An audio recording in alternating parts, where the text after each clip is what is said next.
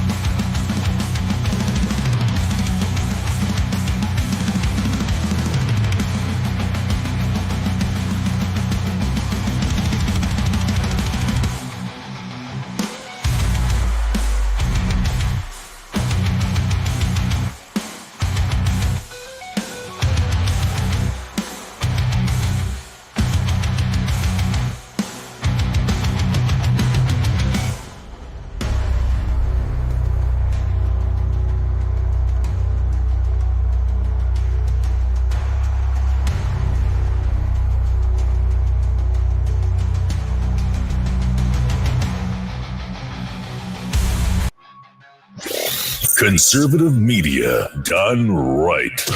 You're listening to the SHR Media Network. And welcome back to the Reaver of Common Sense, the show that says what others won't.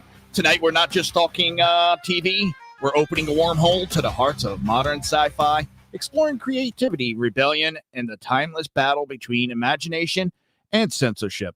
Our guest tonight is a true architect of worlds. He helped redefine television science fiction through smart storytelling, as I stumble across everything, layered characters, and a fearless push into uncharted territory, where few spots or few shows dare to go. His work has inspired legions of fans, sparked philosophical debates, and pushed the boundaries of what sci-fi on TV could look like.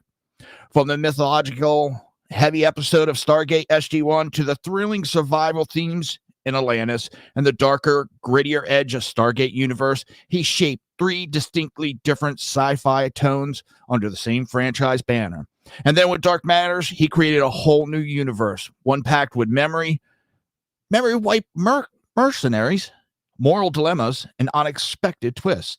He penned iconic episodes, built unforgettable arcs, and earned the loyalty of fans across the galaxy who still quote his dialogue in binge shows today. He's a producer, writer, executive, and creative rebel. Joseph, let me see if I can get this right. Mallozzi. Oh, so close. You basically, that build-up was fantastic. Mallozzi, but close enough. God dang it. I have to tell you, we're ticking past 9 p.m. on the East Coast. We're getting very close to my bedtime, but your theme song certainly woke me up. Thank you. Like I said, that was Sackhead. Sean created that for me. I'm a metalhead at heart across a lot of genres. So, but I would have pegged you more for a Celine Dion guy, but. But let's jump into it. And I'm going to start out with the big question. I'm not going to wait until the end. Let's start out with the big question. All right. Do you believe Stargate still has a future? And if so, any thoughts or guesses on what the future might look like? Oh, yeah, absolutely. Stargate has a future. I mean, Stargate was MGM's biggest franchise, biggest television franchise. I mean, it's up there with Bond. So when Amazon acquired the rights or bought out MGM, they acquired the rights to Stargate. And I've said it's, only a matter of time before they launch a new show. But as we were talking before we came on the air, I mentioned the fact that because it's such an important franchise, I think Amazon wants to make sure that they get it right. And I think that's what's taking so long. Yeah, I'd rather see him do it right than rush it.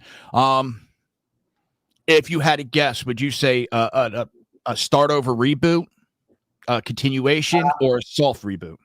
I do not think a full reboot would be the way to go. Honestly, I've always held that, the challenge is always the fact that you can't make a show just for the pre-existing fans, for essentially a franchise that's been off the air for 10 years. You have to launch a show for new fandom. But if you're smart about it, you create this new show with these new characters and you place it within the existing Stargate universe that the longtime fans are familiar with. So in that respect, it's a great jumping on point for new fans, but at the same time, there's the opportunity to bring in some, old favorites like a General O'Neill or Carter, and reward old fans as well.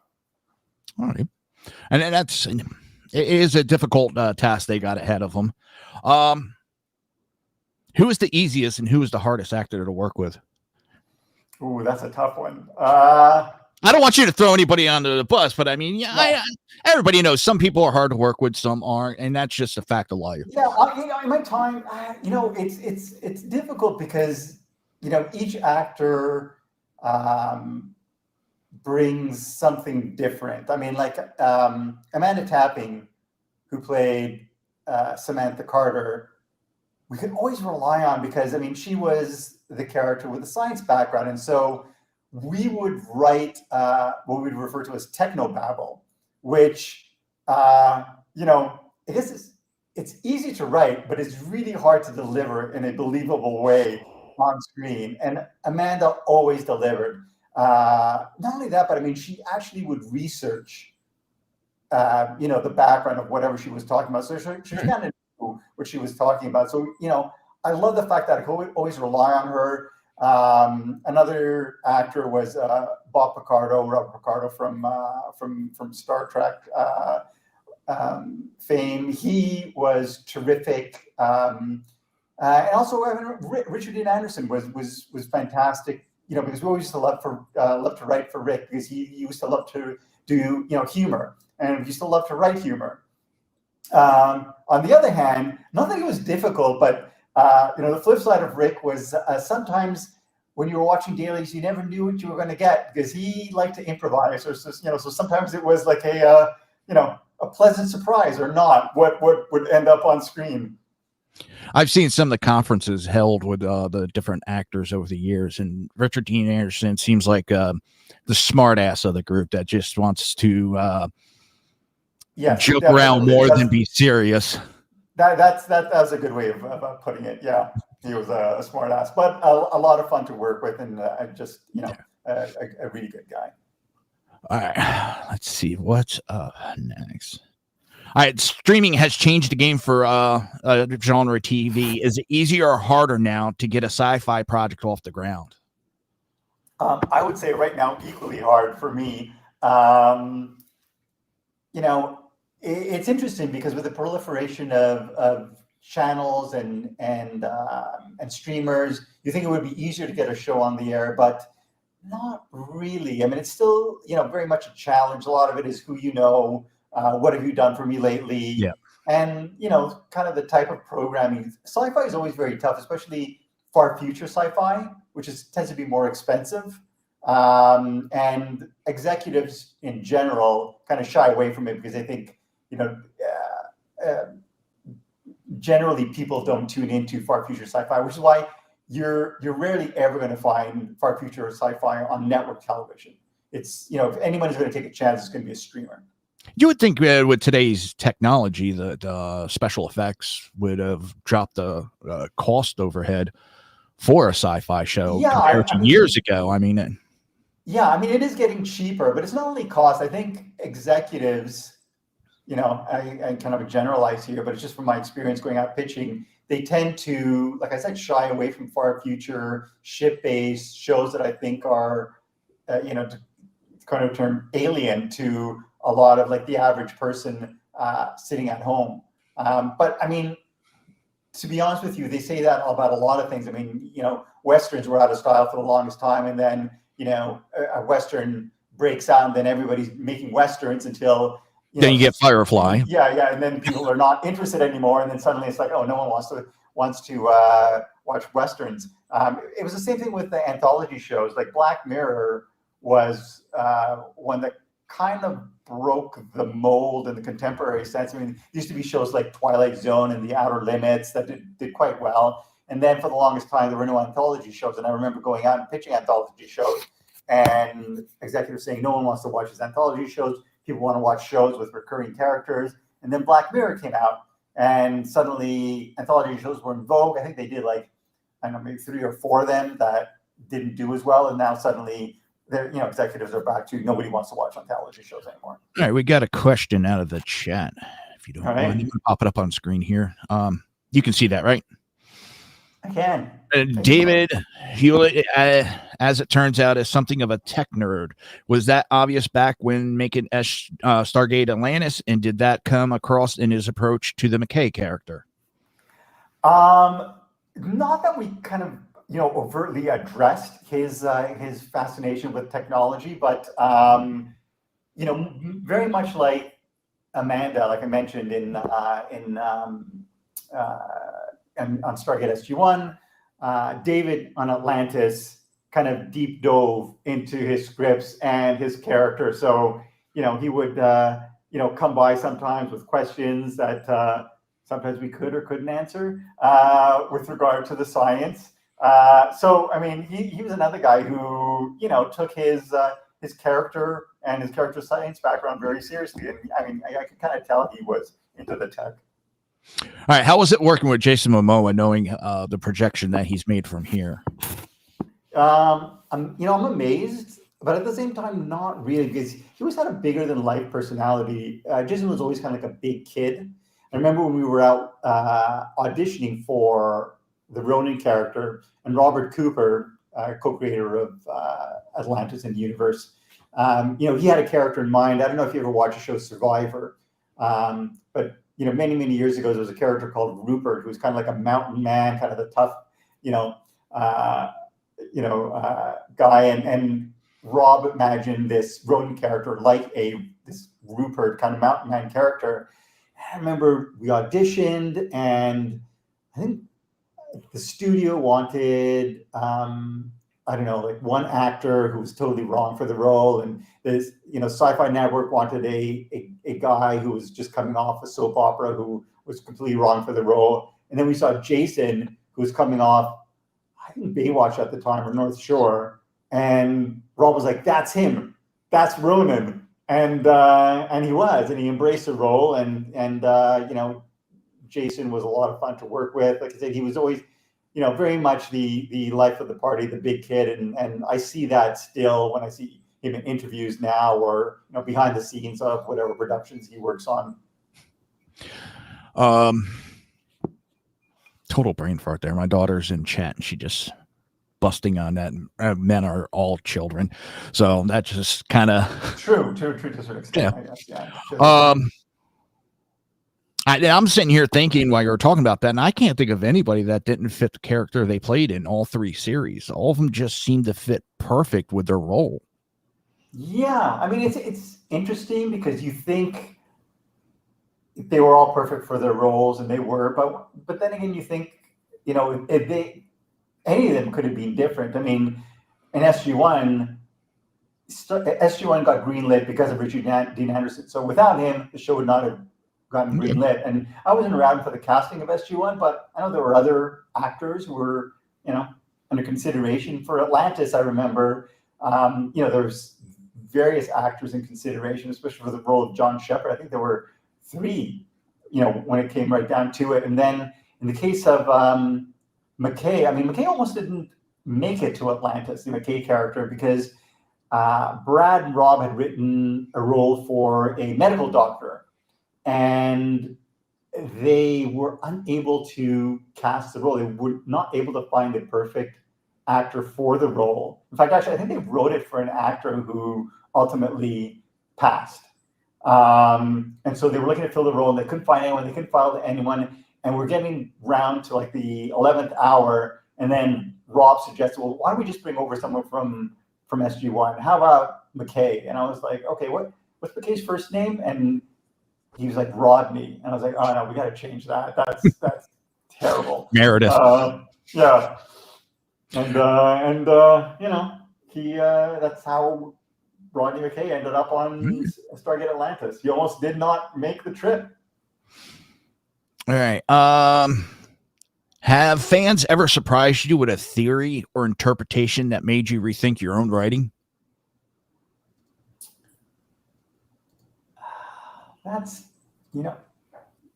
off the top of my head, when you say something like that, I think of, like, my mind goes to True Detective season 1, where I watched up until the final episode, and then I read all these fan theories, and I was like, wow, this is brilliant. The fans have figured it out. What a great series. And I turned into that finale, and I was like, what the fuck is this? This makes no sense. This is like, we've gone off the deep end here.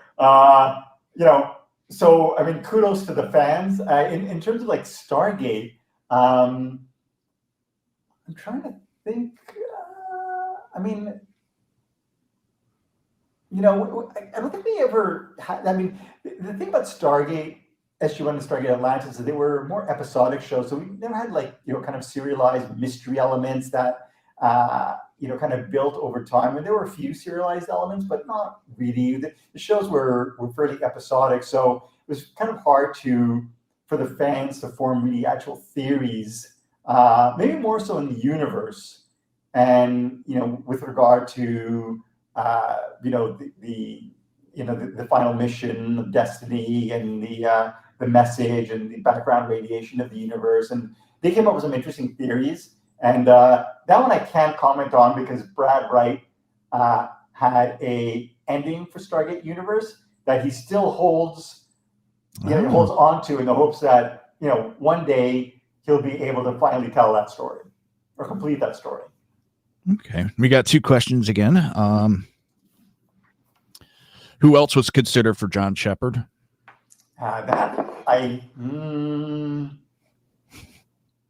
Making you think here.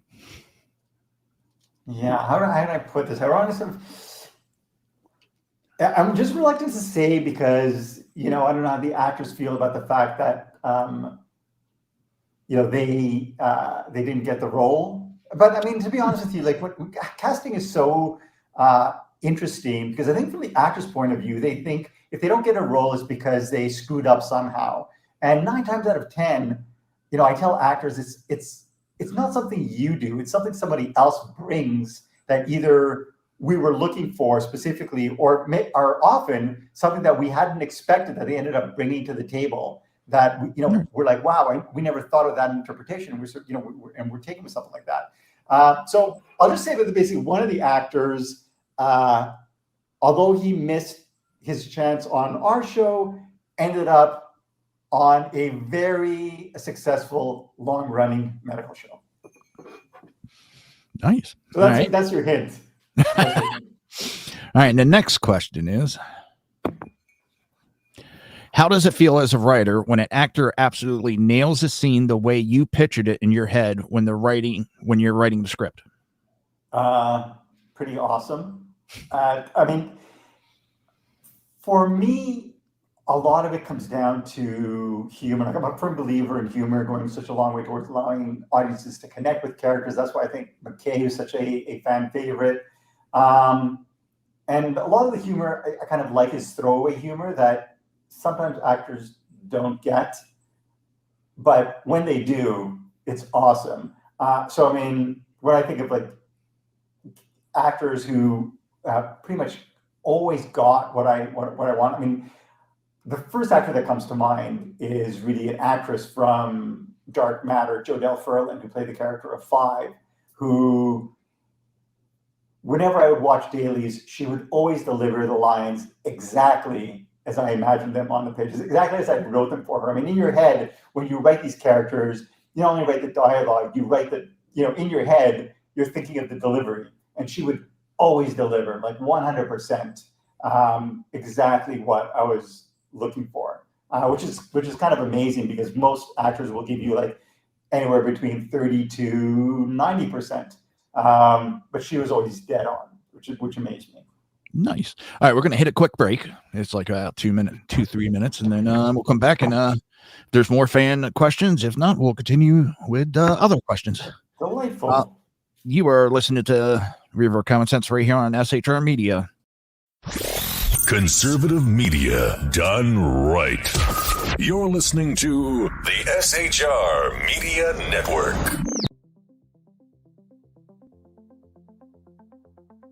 Ever dream of escaping the daily grind? At Escapist Travel and Tours, we make those dreams your reality. From breathtaking adventures to cultural immersions, we offer escapes tailored just for you. Let us take you to places where every moment feels like a new chapter in your life's adventure. Visit www.escapist.travel or call us today at 1-855-885-81776. Your escape awaits. Attention, all patriotic women of faith. Yep, I'm talking to you, sis. Are you looking for high-quality, super soft apparel that reflects your love for country and your devotion to God? Look no further than Carry Girl Gear. Picture this. You rocking a tee so soft it's like being hugged by a cloud, all while showing off your love for God and country. Sounds dreamy, right? Well, welcome to reality, babes, because that's what we're all about here at Carry Girl Gear. We specialize in super soft tees, tanks, and more, designed specifically for the strong, patriotic woman who proudly wants to carry their message of faith and freedom. When you shop with us, you're not just getting a t-shirt. You're joining a community of like-minded women who are proud to wear their beliefs straight on their tees. So whether you're sipping sweet tea on the porch or leading the charge for faith and freedom, do it in a Carry Girl tee. Because life's too short for stiff, boring tees. CarryGirl.com, where faith and freedom meets fashion. Come listen to BZ's Berserk Bobcat Saloon Radio Show. Live on select and exclusive Tuesday and Thursday nights at 11 p.m. Eastern, 10 p.m. Central, and 8 p.m. Pacific on the SHR Media Rumble channel, SHR Media YouTube channel, X, Twitch, Spreaker, and wherever great conservative podcasts are found. BZ, your conservative Sherpa, guides you through the maelstrom of Democrat, leftist, and globalist lies, chaos, deceit, and betrayal. Raised as a free-range child with dirt, stains, mud, and freedom, BZ broadcasts from North Idaho, comfortably surrounded by actual normal people. Jump into our plush, sumptuous, palatial, and resplendent chat room on rumble.com. Click on live chat to join. Now, with 37% more umbrage and 19% more bulbosity than previous shows, featuring delicious Liberty additives for the best in late-night conservatarian talk radio. BZ reminds you that with great beard comes great responsibility. No chinchillas were harmed, embarrassed, fat-shamed, or the focus of any sarcasm whatsoever in the making of this ad. What is the Edge of Liberty? News, politics, commentary, sarcasm, alcohol, and high blood pressure. It's as American as a good revolution. So tune in every Monday and Friday at 12 Pacific, 3 p.m. on the East Coast on the SHR Media Network and KLRN Radio. For details, visit www.shrmedia.com.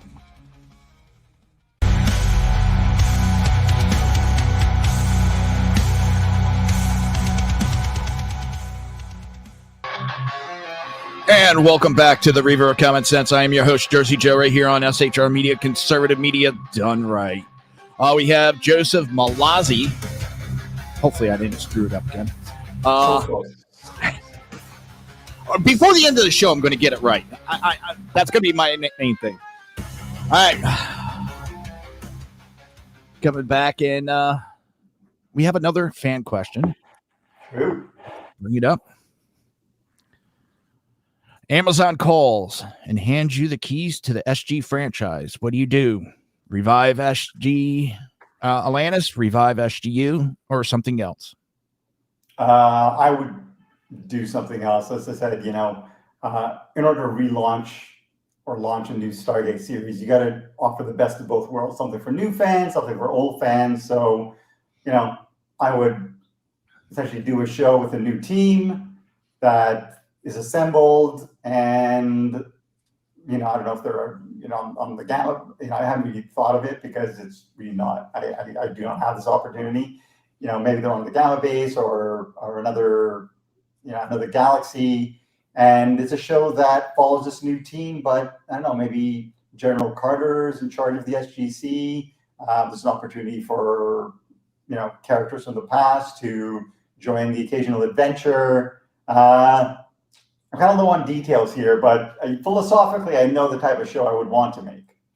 I think one of the things that I don't want to say hurt, but didn't help SGU was you really couldn't bring in a lot of the main stars from the past as easy as you could with Atlantis. You were able to, gate them over to Atlantis. Yeah, there were two things actually, really. I mean, when we spun off SG1 and kicked off Stargate Atlantis, the idea was to do a season, an overlap season, and have SG1 essentially hand off the torch to Atlantis and let Atlantis run. And then, Sci-Fi ended up picking up SG1 for that extra season. And so, for 2 seasons, the writing department had to write and produce 40 episodes of television in a year, which is crazy. Back in the day. And so that helped launch Atlantis. But then when, Universe launched, it did so without the benefit of Atlantis. And I always thought that was a mistake. I always felt that we should have launched Universe, first season of Universe, alongside a 6th season of Atlantis. In terms of carryover or, sort of crossover of those 2 shows would have been tougher. I mean, we did end up doing it, but just tonally, Atlantis was more akin to SG1 than Universe was to either of them. So, I think that was one of the things that I think turned off or disappointed some fans who were longtime fans of SG1 and Atlantis. They missed that kind of sense of humor that they've grown accustomed to with the Stargate franchise. So to them, Stargate Universe was very different, kind of very alien. Well, one of the things I hope, and I doubt I'll get my wish on this, but any revamp is not what they're doing lately and doing like 6-7 episodes a year. That drives me up a wall. You only get a couple episodes, and I understand cost and all that factor into it, but I miss the days when there was 18, 20 episodes and you had, a while to watch it. Now it's like, Well, I mean, it depends what you watch. Most network shows are still like 20 plus episodes. The only problem is they tend not to be sci-fi. Like very rarely are they genre. Most of the genre now is on streamers, and they tend to, tend toward they were tending towards 13. Now it's 10, between 8 and 10. All right.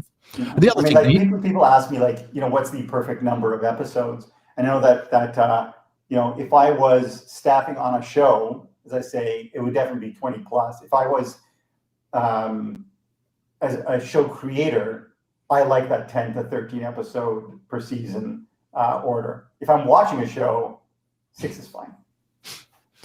All right. The one thing I should have done at the beginning of the show is, would you give us your background, how you got started in this career? Yeah, well, I've always wanted to be a writer, and I assumed I would write books one day. And then I was looking for work, and I thought maybe getting into script writing, and I sent out my resumes to a bunch of places. Everyone, turned me down because I was looking for a job as a script reader. And then I got my foot in the door pitching for animation. And I got my foot in the door writing for animation. I wrote, sort of for children's cartoons for a couple of years, and then I story edited for them, and then I became a director of development at an animation studio. Then I transitioned to live action, and I did a teen sitcom called Student Bodies and another show called Big Wolf on Campus, and then did a couple of 1-hour action adventures, and then ultimately ended up on Stargate with my writing partner at the time, Paul Mully. And the deal was we would we landed there in SG1's 4th season, and at the time the thinking was that the show would do a 5th season and then would be done. That would be it. That was really the norm for most shows. We did the 5th season. We assumed that was going to be the end, and then Sci-Fi picked us up for a 6th season, and we assumed that would be the last one. And so every year we produced a new season, assuming it would be the last one. Yeah. And then every season we got picked up until season 10, which finally I came around to assuming we would be back for an 11th season, and that was the year we got canceled. Murphy's Law. Yeah. I'm going to throw something I've read, and I don't know if it's true or not, but there was talks that if I'm going to guess probably not, but go ahead. if Stargate Atlantis had gone on, that the Wraith would have become more of a ally to the Atlantis crew than an enemy. Well, that's interesting. I mean, to be honest with you, we didn't. Sorry, like it's my Alexa reminding me to update my blog. I mean, we didn't really beat out any stories. We had kind of ideas for stories, about like 20 story ideas, and some of them did involve Todd as more of an ally. So not necessarily the Wraith in general, but certainly bringing Todd on side. And I remember, a big part of that was the unproduced Stargate Atlantis movie, Stargate Extinction, that Paul and I wrote, that we'd actually written because we weren't sure if we would get a 6-season pickup. And so Rob Cooper gave us the idea and was like, look, why don't you shoot this, the script at the end of the 5th season of Atlantis, so that if the show doesn't get picked up, then you've got a movie, and if it does get picked up, you've got the first 2 episodes, which would be like the opening 2-parter. And it was like a time travel kind of episode where they end up, they're on their way back to the Pegasus galaxy, and they get stranded in a different galaxy, and they jump into the future, and they encounter a future version of Todd, who's a villain, but on board the ship is a current version of Todd the Wraith, who ends up assisting us and becoming our ally. And it was actually a lot of fun, and we never got the green light from MGM to go ahead and produce it. So, it just kind of sat on the shelf and then was ultimately forgotten, unfortunately.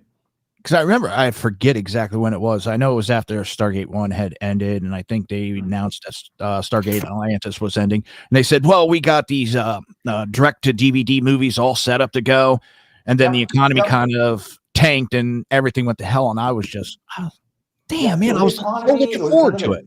Trifecta. It was like economy. It was kind of the bottom falling out of the DVDs, industry. And then just MGM. MGM was going through a even rougher time than most at the time. So it deep six that movie, which is too bad. All right. Some arcs like the Ori, the Wraith, or the Lucian Alliance spark debate.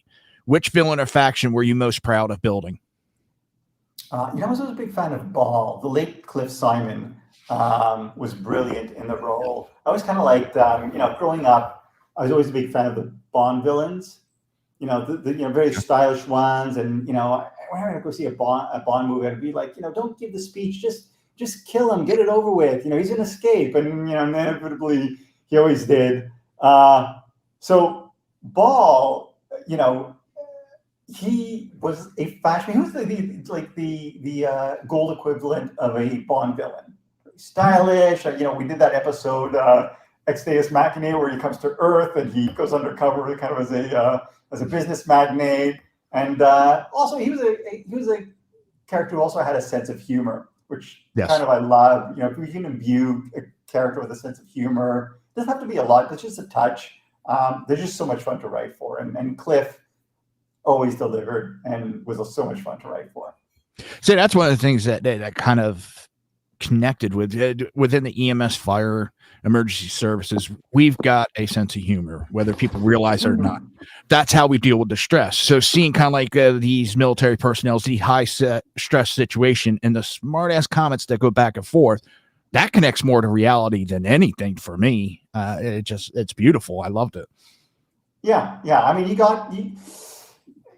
you need kind of that sense of humor, especially doing what you did, and in kind of the darkness, in the darkest of times, that sense of humor just goes such a long way towards again, bringing everyone's spirits up. All right. Paul Crocker saying that Ball was his favorite too. Yeah, he was great. All right, looking back, which episode or arc are you most proud of writing in the Stargate universe, and what makes it stand out to you? An arc. That's interesting. Like I said, I mean, when I think back to like my time on Stargate, I really think more in terms of episodes than arcs. And there were certainly arcs. There was the Ori arc and the Free Jaffa arc and the Replicator arc. To be honest with you, I mean, yeah, I enjoyed them all. To be honest with you, the individual episodes stand out more for me than kind of the general arcs. Okay. And then we have another question. In season 9 of SG1, the Ori were introduced as the new enemy. Were there any other enemies considered to fill the vacuum left by the defeated Goa'uld? No, this would be a question for Robert C. Cooper, who was a co-creator of Atlantis and Universe, but essentially took over the reins as a co-showrunner with Brad Wright in the show's 4th season when we came on board. And he had kind of wrapped up wanted to wrap up the Goa'uld storyline. Again, we were working under the assumption that season 8 would be the show's last. And so, we wrapped up a bunch of storylines, and then we got the pickup, and Rob decided, we kind of needed a new villain. He wanted to introduce, give it a bit of a fresh start.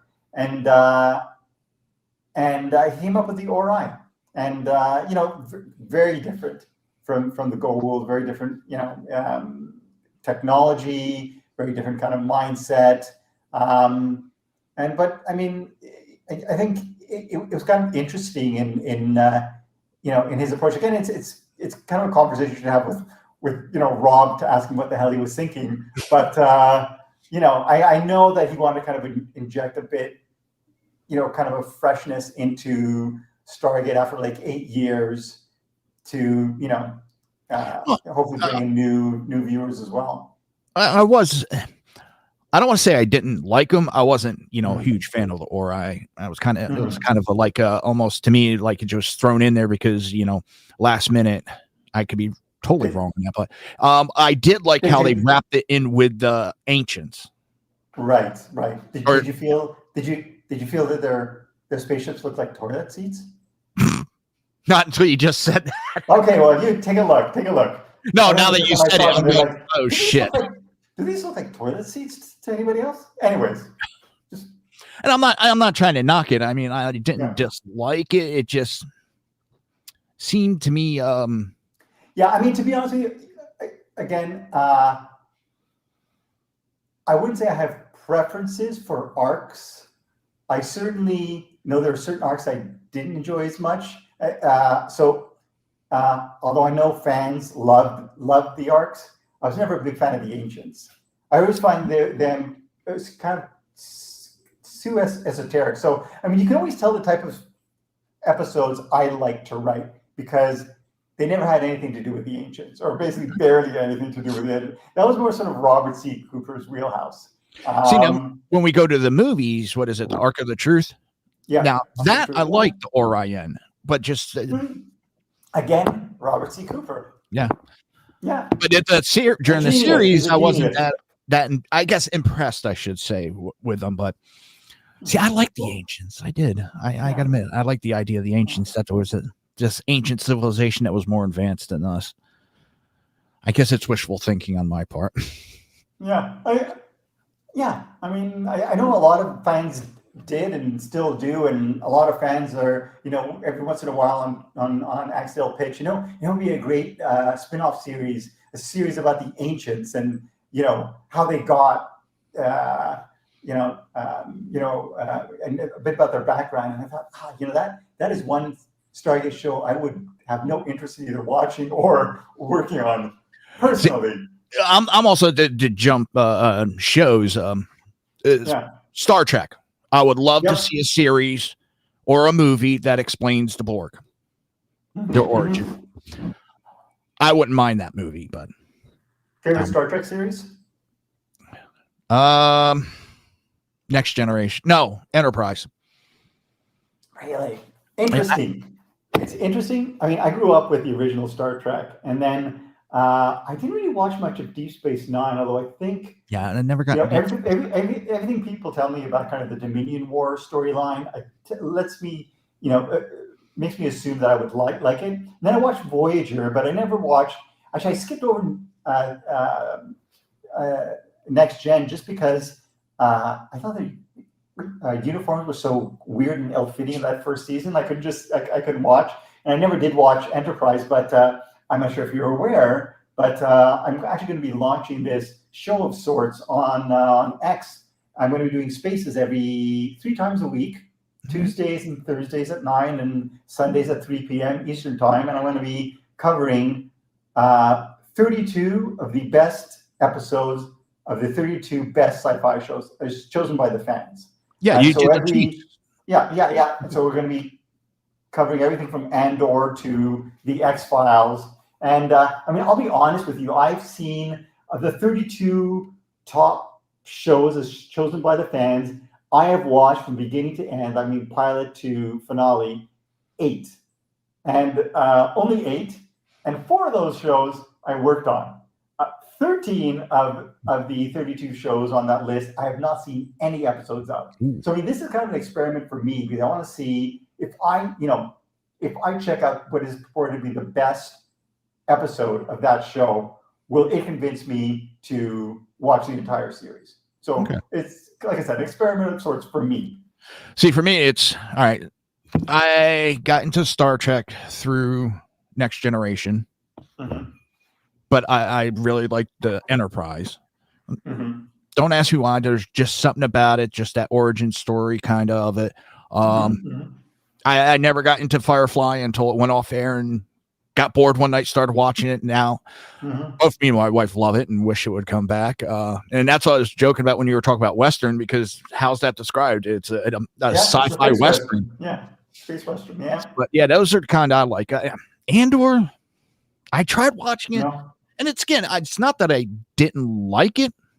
It just didn't keep my interest. Yeah, I Andor and The Mandalorian are 2 shows on the list I have not seen an episode of. I've not seen any Star Wars shows. I've not seen the Star Wars movie since, I want to say Return of the Jedi, because that was a movie that did it for me. I was actually a Star Wars fan until that movie came out and the Ewoks kind of trotted onto the screen, and I was like, what is going on here?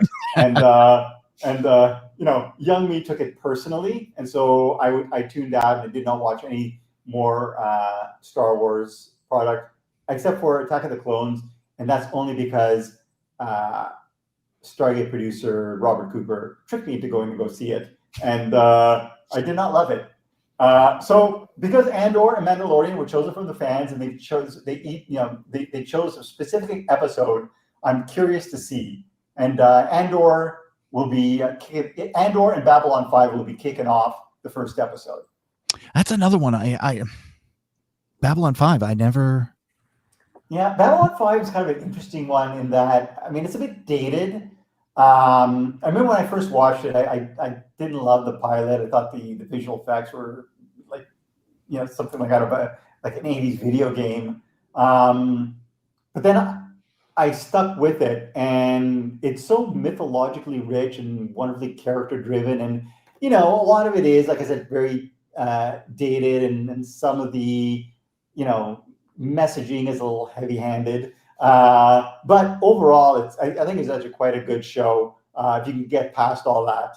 I basically watched the first 3 seasons and then got distracted by life, so I'm curious to see if revisiting the show will convince me to go back and rewatch and complete all 5 seasons. That's what C-Trot is saying. Babylon 5 season 1 is a torture to get through, but it gets really good from season 2 on. Yeah, like I said, I kind of grew to like season 1. One of the things that I kind of bumped on was is it Michael O'Hara, who was the lead actor. I thought his performance was a bit kind of stiff. So I wasn't really sure about him that first season, but then in the second season he gets replaced. I actually missed him. And that's like a Stargate universe. The first couple episodes were kind of didn't seem like it had its footing just yet. But as season 1 went along, it picked up the pace, and everything started connecting from there, where it all made sense. But the first couple episodes were kind of just setting the tone, setting the stage. I think the first 2 episodes were supposed to be a 2-parter that became a 3-parter, and then there was one story, I think Fire and Dark is supposed to be one. That was supposed to be 1 episode, but it became 2 episodes. So I think that kind of contributed to the pacing issues that the fans complained about. Another one is it's a ship-based show, and so there was a desire to open things up. There was a concern that if we're just basically on this ship for 24/7, it's going to feel so oppressive. So we're looking for ways to open things up, which is where the communication stones came in, and that was another technology or narrative element that a lot of fans did not respond to as positively. They didn't like that. I always wanted, because they said they kept saying, well, we don't know how it works, but you have Earth redid it. I mean, it's not the ancient design, it's a remade, but you're telling us you don't know how it works. How did you make it then? That's the one that always confused me. All right. Shit. Who replaced Richard Dean Anderson? My mind has gone blank. Well, no one replaces Richard Dean Anderson. Well, however, Ben Browder did come on board and joined the team in season 9. Because it was him and Claudia Black. So Claudia Black, yeah. So Ben and Claudia co-starred on a show called Farscape. That's Australian show, which I thought was a lot of fun, and I watched all of Farscape, and then Rick more wanted to sort of spend less time on the show, and we were always convincing him to come back. And after season 8, he was like, that's it, I'm done. And we thought, okay, how are we going to move forward? And I mentioned Ben because I know that Sci-Fi really loved him because they aired Farscape. And so we'd reached out to Ben. In fact, we had. I mean, I'll tell you, he was actually the guy I had in mind for Shepard on Atlantis, but he was busy doing Farscape, so he did not even enter the conversation. And then when the opportunity to cast him in SG-1 came around, we reached out, and he was great because Ben. He ended up watching all 300 episodes or so of the show before coming on board. And, we introduced the Vala character, it was season 8. And, again, because, I was a big fan of hers from Farscape. And, we kind of pitched having both Ben and Claudia on the show as regulars in season 9, and Sci-Fi was like, no, that's too much like Farscape, even though the characters are completely different. They were like, no. So we brought Claudia in for 6 episodes, and the network ended up loving her. They saw the episodes, they loved her. They're like, great, let's bring her in for the rest of the season. But at that point, the ship had sailed, and we're like, well, look, if we get a 10th season pickup, we'll make her a series regular, and we did. I always wonder if there was any connection between the 2 shows, but as you said, outside of me watching and loving Farscape, and the fact that they were both on Sci-Fi Network, that worked out perfect. Let's see where we're at. All right, let's jump over to Dark Matters because we got about less than 10 minutes to go. Season 3 ended with a cliffhanger, and fans still talk about it. What would season 4 have looked like if you have gotten the green light? I approached Dark Matter, every season of Dark Matter, like the installment in a book series. So the first, season of the first book, was very much about them waking up on the ship, not having their memories, and ultimately finding out who they are, that they're criminals, the worst of the worst. And then it ultimately ends with one of them turning against them and all of them going to prison. And in my mind, if I only got one season of the show, I thought that would have been a perfect ending. It would have been like a heartbreaking ending for fans, but I thought that worked. And the second season is them basically deciding to, fight against their destiny and be better. And it blows up in their faces, literally, with the destruction of the space station at the end of season 2. And then season 3 is one of their own turns dark side, and no spoilers, but the entire third season is sort of the battle against their former ally. And then the end of the third season introduces these aliens on these things called the black ships. And the plan was for the fourth season to focus on this alien invasion, and ultimately the fifth and final season to focus on the revolt of the androids. It's Android Revolt. And so, and it's unfortunate I did not get the chance to complete my stories, but such is the industry. And this is going to be a combination for both Stargate and Dark Matter. I'm going to give you 2 examples of mine. Mm-hmm. Were there any episodes that you actually got emotional over? Because like when the doctor from SG-1, when she was killed, that one was that one was a little emotional. And amazingly, the one that got me on Stargate Atlantis is the Rodney McKay when he reverts back to being a child state. Oh, the Shrine. Yeah, both of those actually, I'll admit, they got me. Yeah, the Shrine, written by co-creator Brad Wright, and that was actually one of the episodes. That was the episode that was picked as the best episode of Atlantis. For me, I guess it's just certain moments, and basically, when you're so close to the show and you're making the show, you watch the daily so many times, and you watch the mixes. You get kind of blasé about it all. I mean, how kind of how the magic is made.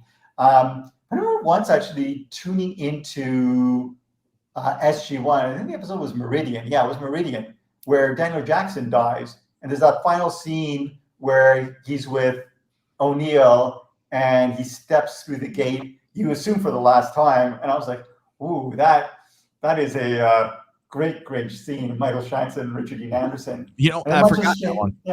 Yeah. And much the same way for Atlantis, it was Sunday.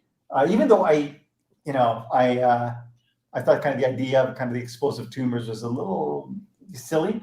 That final scene where Rodney's on the balcony and Beckett shows up, materializes, and they have that conversation, and then he kind of fades out. It kind of had, kind of the same feeling for me. Again, David Hill was terrific, and absolutely Paul McGillian. I remember seeing him at the wrap party after we killed off his character, and I was like, I already have an idea how we're going to bring your character back, and then we did at the end of season 4.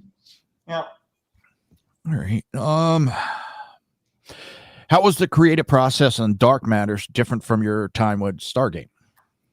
Well, Dark Matter was my show, and everything I had learned from Brad and Robert, the showrunners on Stargate, I applied to Dark Matter.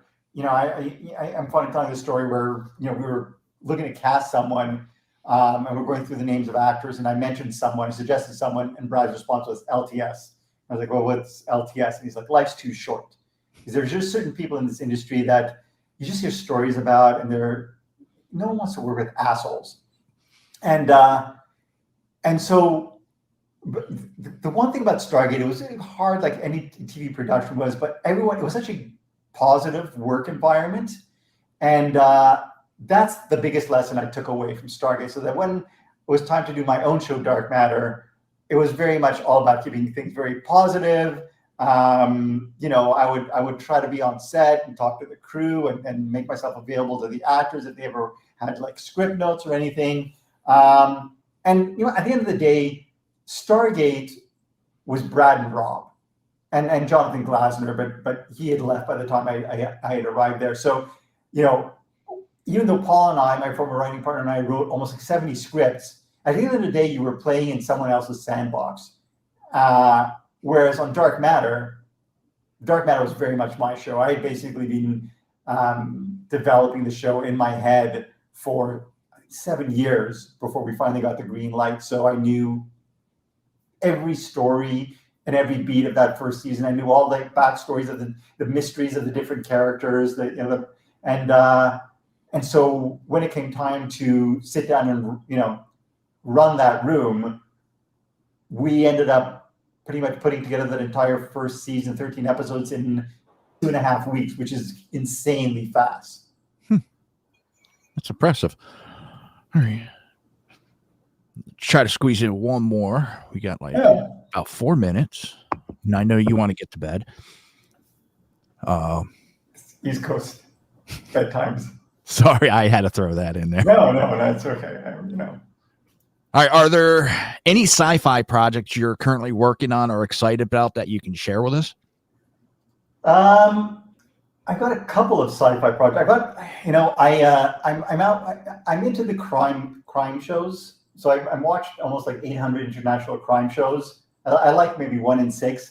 And so a couple of the last pilots I've written have been crime shows. They've been optioned and they're going out and looking for homes. And I'm pitching a few. A sci-fi show I'm actually currently out pitching with Harry Kloor, who is a double PhD doctor and former writer on Star Trek Voyager and co-creator of, was it Earth Final Conflict, I think?